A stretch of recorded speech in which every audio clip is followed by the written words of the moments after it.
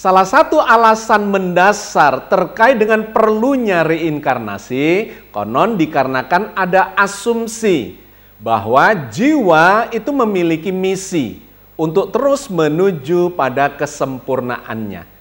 Maka jiwa yang belum mengalami kesempurnaan itu akan terlahir kembali di generasi-generasi berikutnya. Bisa menjelma ke dalam tubuh manusia yang berbeda, bisa baik, bisa buruk, bahkan menjelma ke dalam tubuh binatang atau makhluk-makhluk yang lainnya sampai ujungnya mencapai kesempurnaannya. Bagaimana kajian dalam sudut pandang logika dan rasionalitas, dan bagaimana pula ketika ditinjau dalam sudut Al-Quran Al-Karim. Mari kita lakukan kajiannya di dalam program Hujah episode 22 kali ini. Sahabat sekalian, kita melanjutkan kajian kita untuk memahami konsep reinkarnasi, khususnya ketika dikaitkan dengan ajaran Islam.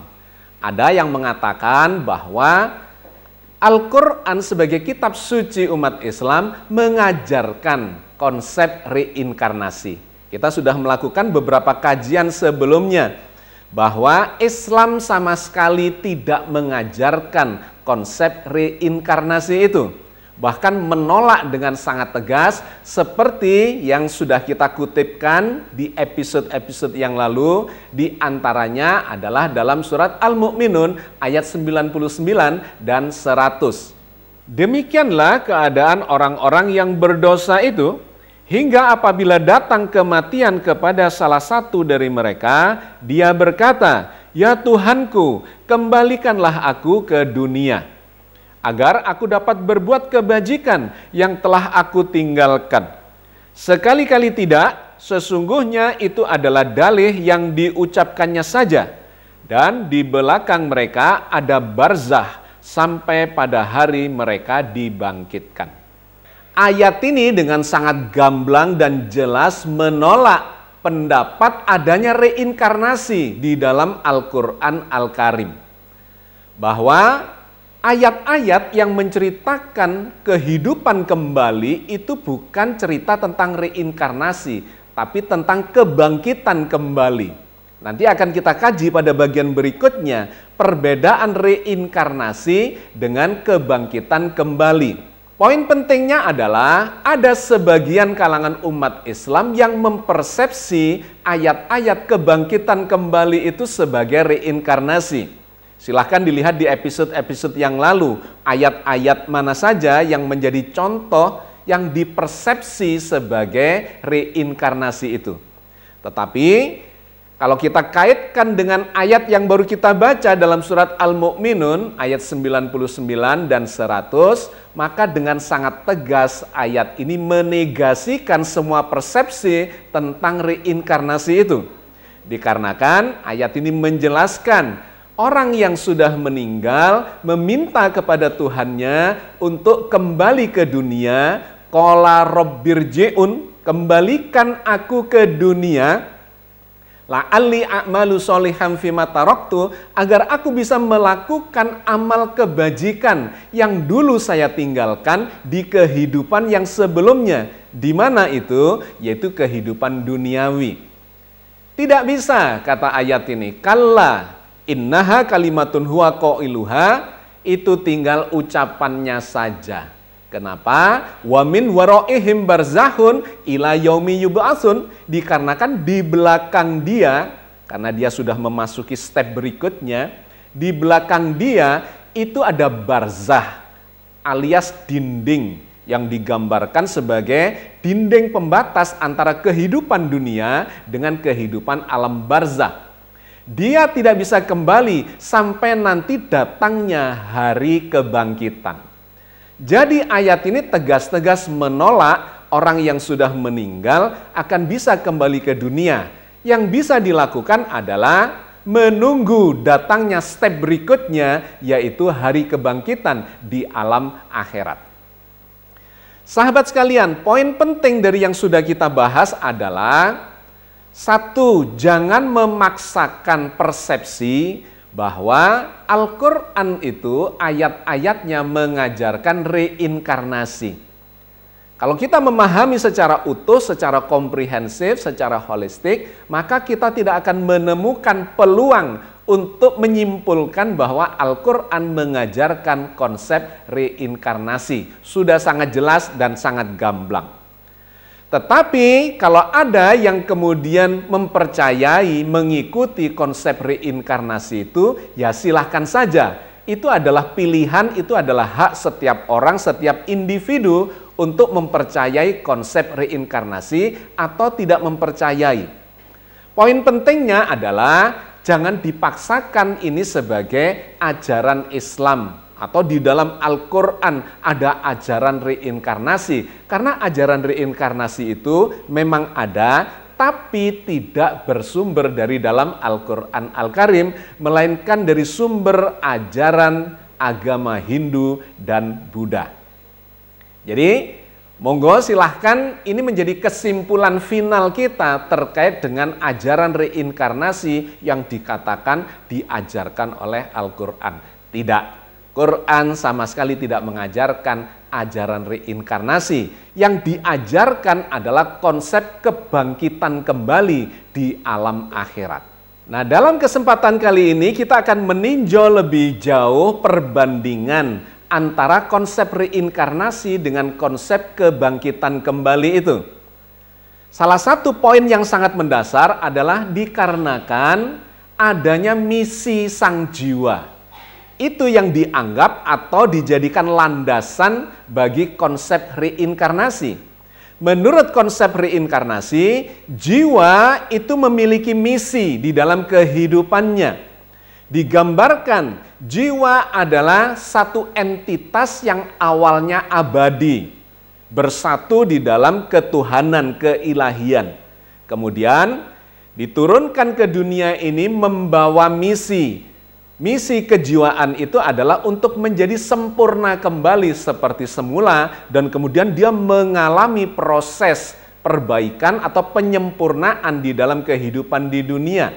Ketika dia jahat dan kemudian memperbaiki dirinya, maka dalam kehidupan yang terus menjelma kembali di generasi-generasi berikutnya, dia akan terus menyempurna, dan kemudian ketika sempurna, barulah dia kembali kepada Tuhannya sebagai asal-usul sang jiwa.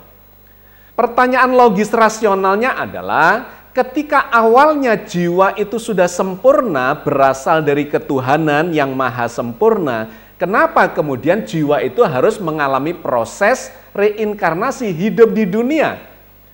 Awalnya bukankah sudah sempurna? Lantas ketika di awal kehidupannya di dunia, dia itu diciptakan atau diturunkan sebagai makhluk yang seperti apa? Apakah menjadi makhluk yang jahat ataukah yang baik? Apakah dalam bentuk binatang atau tumbuhan atau manusia atau makhluk yang lain? Apakah miskin, apakah kaya, apakah beruntung, apakah tidak beruntung, dan sebagainya. Bagaimana cerita di awal reinkarnasi? Itu adalah pertanyaan yang tidak terjawab di dalam konsep reinkarnasi itu. Kenapa yang awalnya sempurna kemudian diturunkan menjadi tidak sempurna dan diperintahkan membawa misi untuk sempurna kembali? Maka di awalnya muncul pertanyaan. Diturunkan dalam bentuk seperti apa, baik, buruk, celaka, dan beruntung, dan sebagainya, itu tetap saja akan berujung kepada satu kesimpulan, terserah kepada kehendak sang pencipta. Allah akan menurunkan makhluk dalam bentuk apapun, baik itu tumbuhan, binatang, manusia, atau makhluk-makhluk yang lainnya, itu terserah kepada Allah semata. Sedangkan di dalam Islam, dalam konsep kebangkitan kembali, jiwa itu tidak digambarkan sebagai sesuatu yang abadi. Karena jiwa itu sesungguhnya adalah entitas kemanusiaan. Berbeda dengan roh. Roh itu entitas ketuhanan. Disebutkan dalam banyak ayat bahwa Allah menciptakan makhluk, katakanlah manusia, badannya ditiupi roh, maka muncullah jiwa. Sehingga jiwa itu adalah entitas yang baru, bukan entitas yang abadi. Yang abadi, satu adalah Tuhan, yang kedua adalah roh yang ditiupkan sebagai bagian dari entitas ketuhanan itu untuk memunculkan jiwa ketika roh ini dimasukkan ke dalam badan yang fisikal. Jadi Anda melihat perbedaan yang mendasar dalam konsep kejiwaan ini. Sehingga di dalam Al-Quran, misi tentang ketuhanan itu dimasukkannya atau disampaikannya melalui roh. Di mana roh itu senantiasa suci.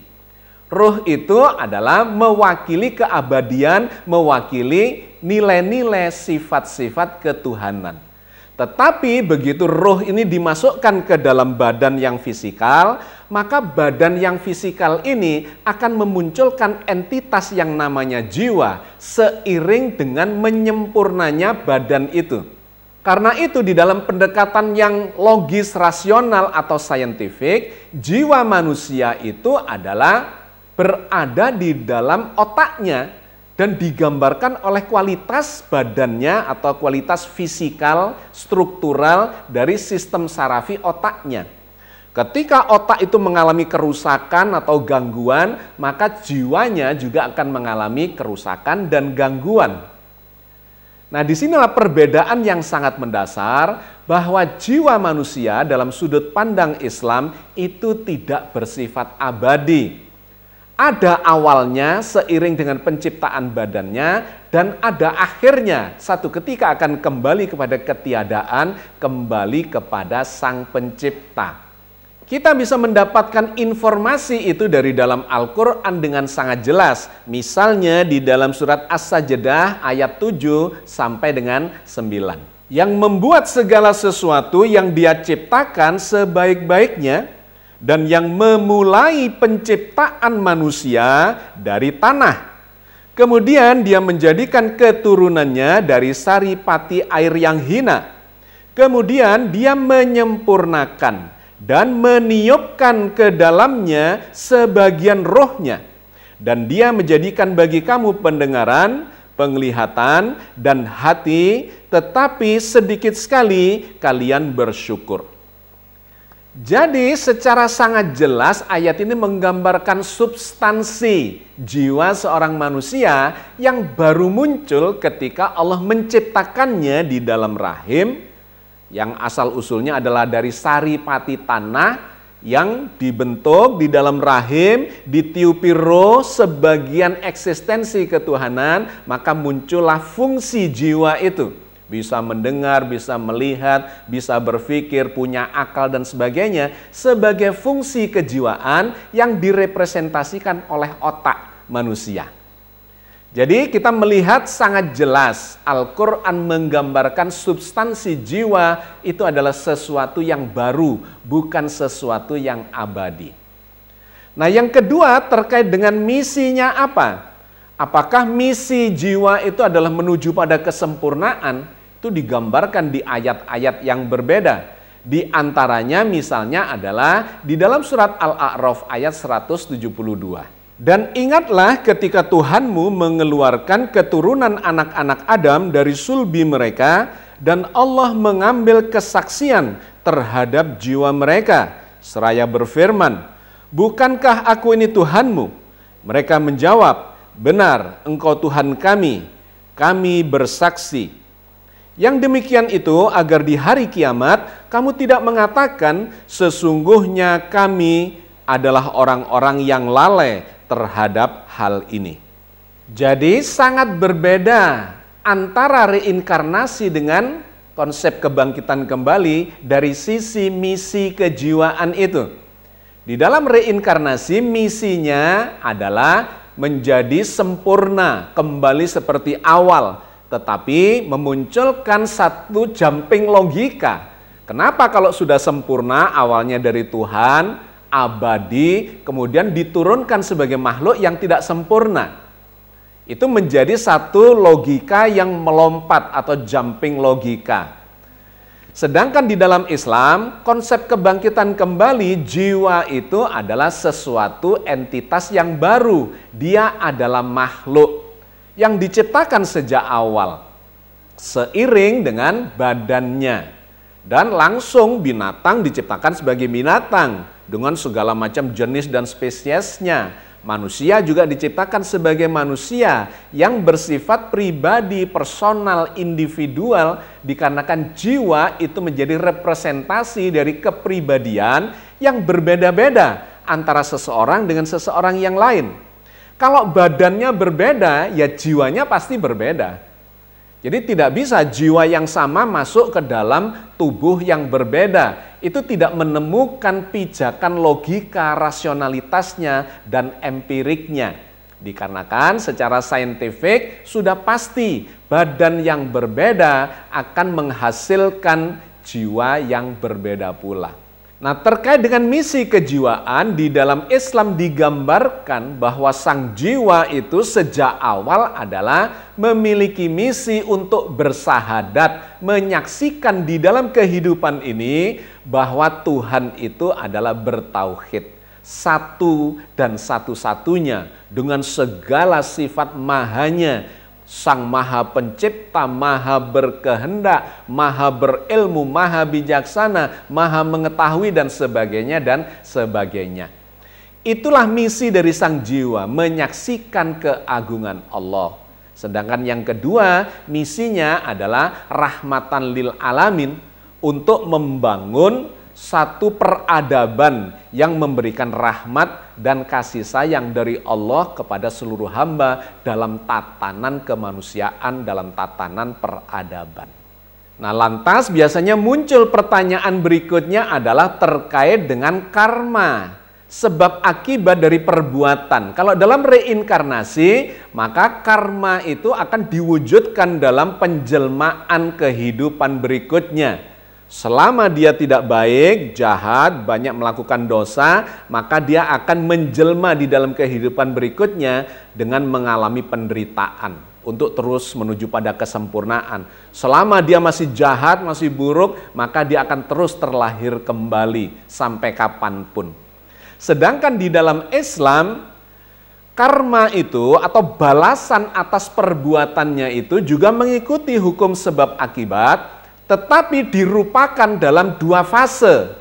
Balasan yang pertama dirupakan di dalam hukum kemanusiaan atau hukum duniawi, di mana itu diatur secara syariat bahwa orang yang berlaku jahat akan dibalas dengan kejahatan, yang baik diberi reward dengan kebaikan, dan seterusnya. Itu sebagai hukum dunia.